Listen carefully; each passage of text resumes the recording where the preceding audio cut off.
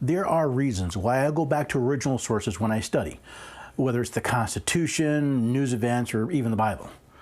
Because I have learned over the years that it is unsafe to trust what other people say without verifying it for myself. Now, there have been plenty of examples throughout our history, and the recent pandemic is just another. So we'll look into that next on the Constitution Study. There's one thing you have to know wherever you make your stand. Came from a long through line of everyday Americans. Hello there, everyday Americans. Paul Engel here with the Constitution Study, where we read and study the Constitution and we teach the rising generation to be free. I'm glad you could join me. As always, please head to the website, constitutionstudy.com. That's where you'll find everything I'm working on, all the videos, all the articles. You'll see where I'm speaking or where I'm attending. You can contact me with questions or comments or disagreements. You can sign up for the newsletter and be notified early about what is going on. You can even head over to the store, maybe support the Constitution Study either through buying a gift or signing up for a membership. Whatever you do, please take this information and share it with others. That's why I do this.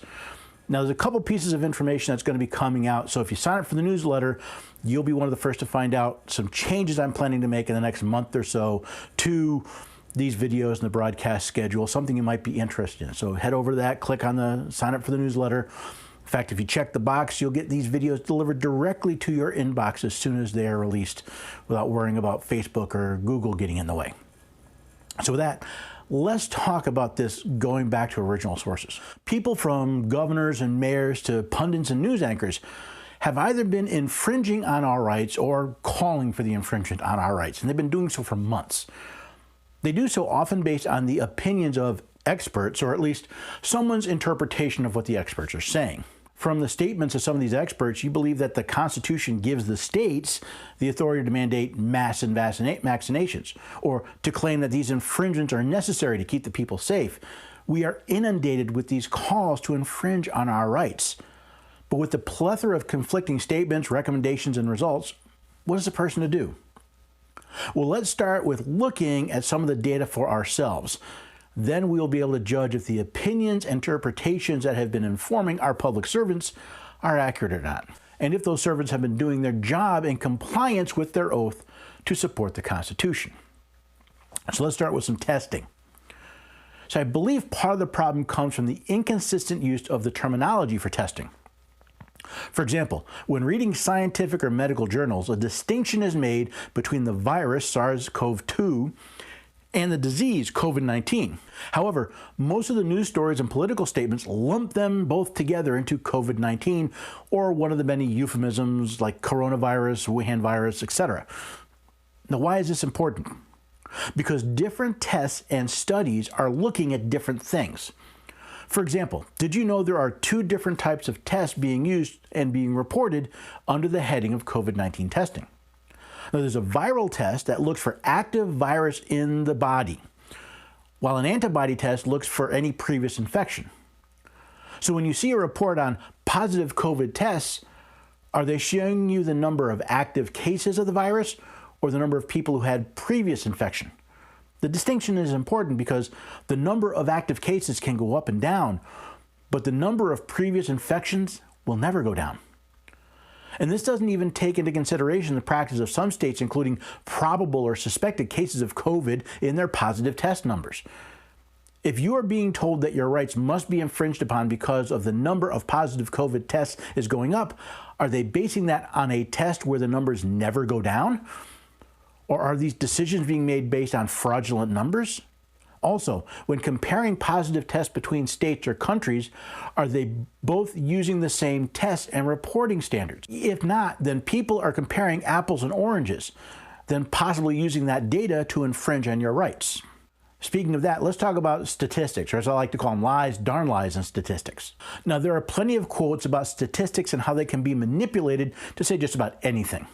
Even so, if you decide to ignore the different types of tests and the meaning of their results, then ask yourself, are our public servants being led down the path of tyranny based on bad math? Let me give you an example.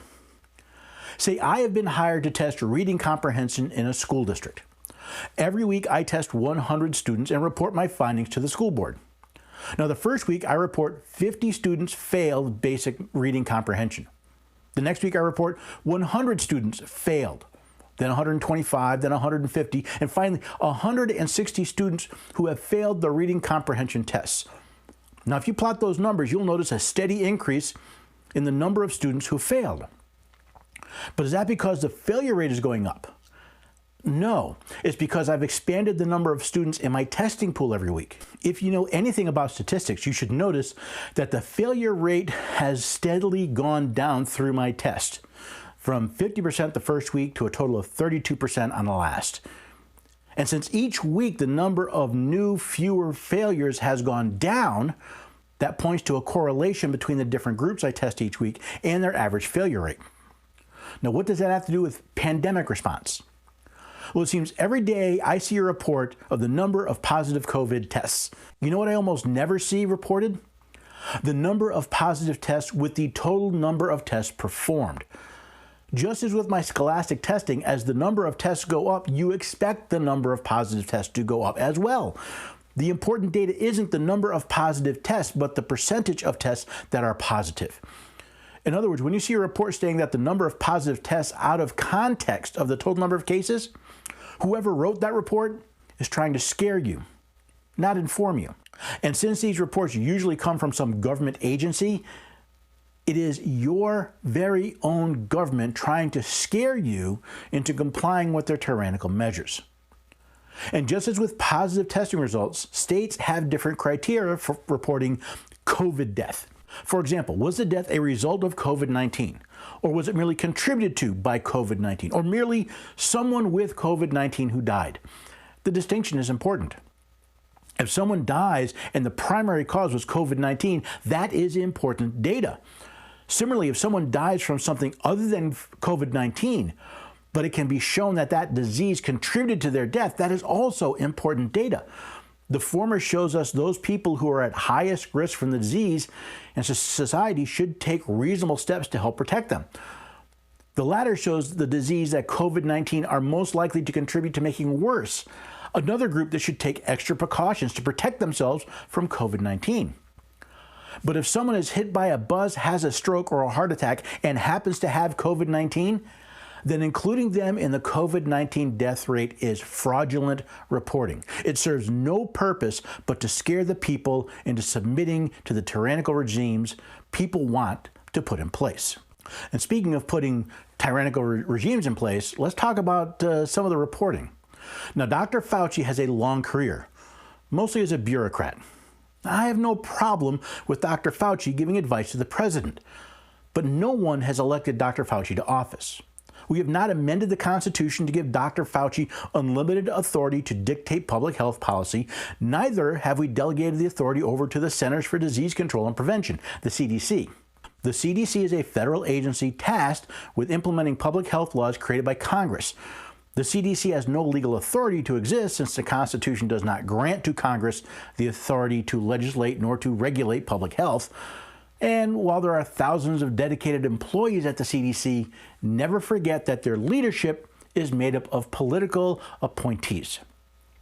So the next time someone tells you that you must submit to the recommendations of Dr. Fauci or the CDC, remind them that we live in a republic dedicated to protecting the rights and liberties of the American people, not a kingdom led by Dr. Fauci or an oligarchy under the rule of the CDC. And based on the track record of both Dr. Fauci and the CDC, I place little weight behind what they recommend. From Dr. Fauci's about-face on the effectiveness of masks, especially cloth ones, the contagiousness of asymptomatic carriers, to the gross overestimation of the need for hospital beds, there is plenty to question in Dr. Fauci's advice. Now, some may point to additional data and recommendations coming from scientific journals and the CDC. But again, we see how often messages don't match the report. For example, the JAMA report, the Journal of the American Medical Association, on the use of masks states that masks may help reduce the spread of SARS-CoV-2. But they saw more correlation with KN95 masks and respirators rather than surgical and other types of masks. And the JAMA report itself labeled this recommendation with low confidence. The CDC report on masks is based on a single instance of 2 hairstylists who wore masks. There seems no investigation of other aspects, other confounding variables to the study. If that is the quality of information Dr. Fauci and the CDC are using to recommend that our public servants trash the Constitution, both of the United States and the several states, it is a pretty weak foundation to overturn the supreme law of the land. You may have been wondering what all this talk about SARS-CoV-2 and COVID-19 has to do with the Constitution.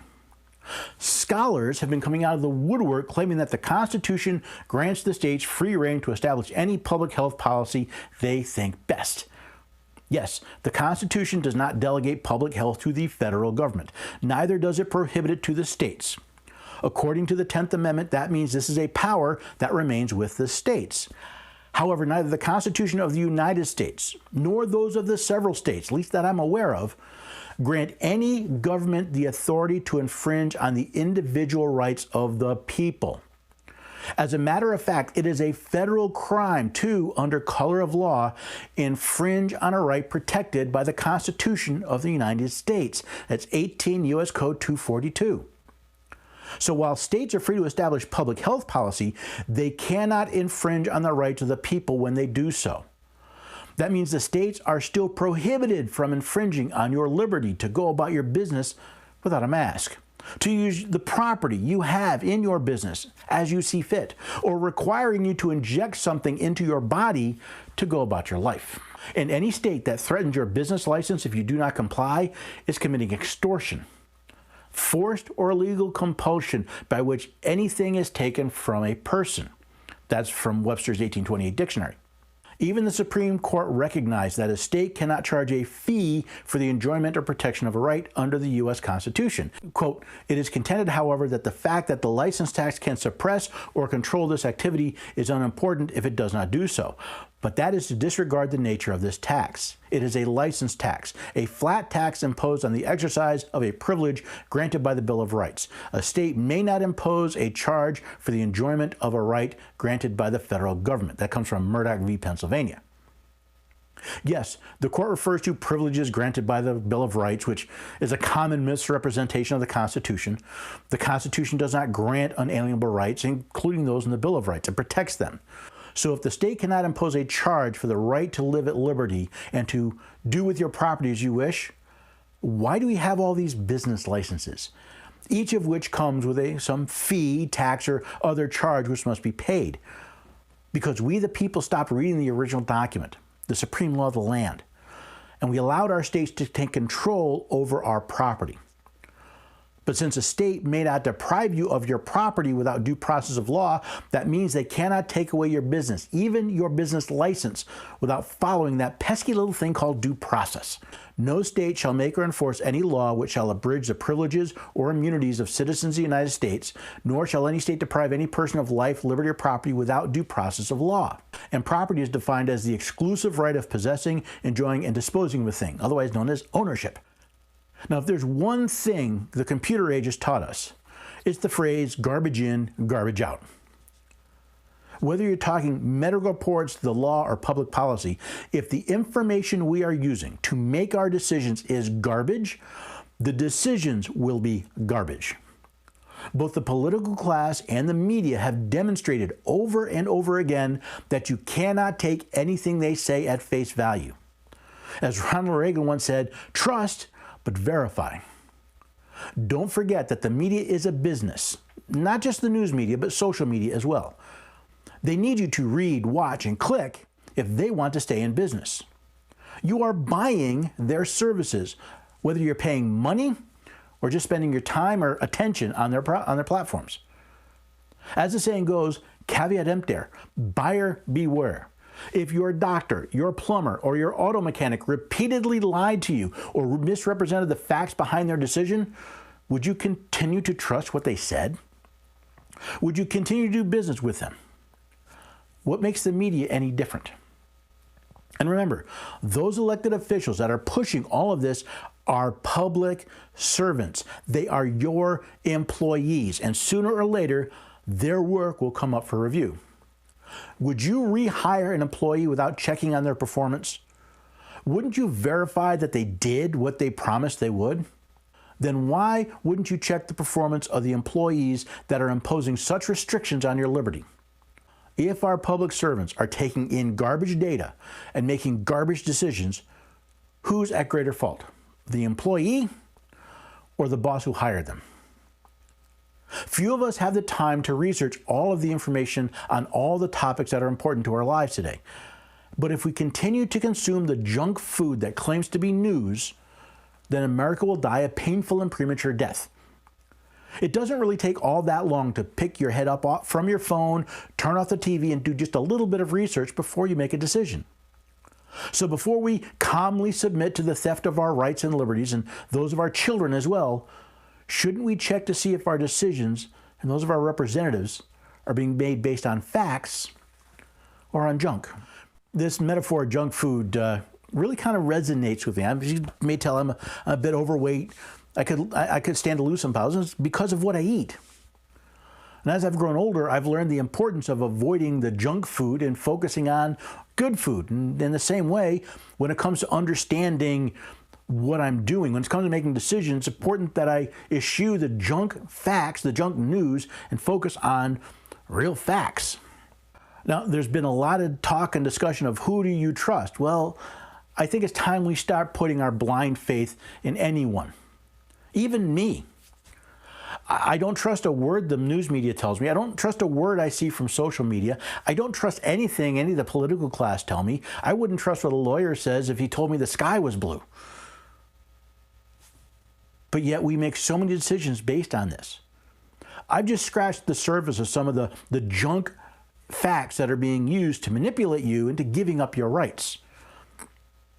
Let's take some time before we come to election day, before we make the decision, not just for president, but for Congress, for our state legislatures, for our governors, for our mayors, for our city councils, for our county mayors, for our county commissions. Let's take the time and get some real facts. Let's put aside let's fast from the junk food that we're being fed by media and politicians, and let's find some real facts for ourselves. There's one thing I've learned over the last couple of years. It's not that hard to find the truth. Yes, some of it may take a little bit of work, but 9 times out of 10, when I read a news article and I research it, it takes me about 5-10 minutes to find what they're reporting on and go for the facts. Let's spend some time. Let's treat the American system like it's our body. Let's put aside the junk food for all. Yeah, a little bit of junk food is fine, but let's start spending all of our time eating McDonald's and Burger King and Cheetos, and let's head to the produce aisle. Let's have a nice steak, maybe some corn or beans or a nice potato. Let's eat some real food before we start making these decisions, because we're going to live with the consequences, and even worse, our children will live with the consequences as well.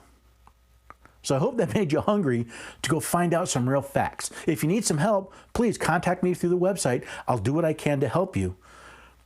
But most of all, I don't even want you to trust me. That's why I put quotes in my videos. It's why my articles are linked and footnoted so that you can find out, go back to the original source and see if what I'm telling you about it is true. And if I made you hungry enough, I want to see you here the next time on the Constitution Study. Thanks for joining me. There's one thing you have to know wherever you make your stand. Came from a long through line of everyday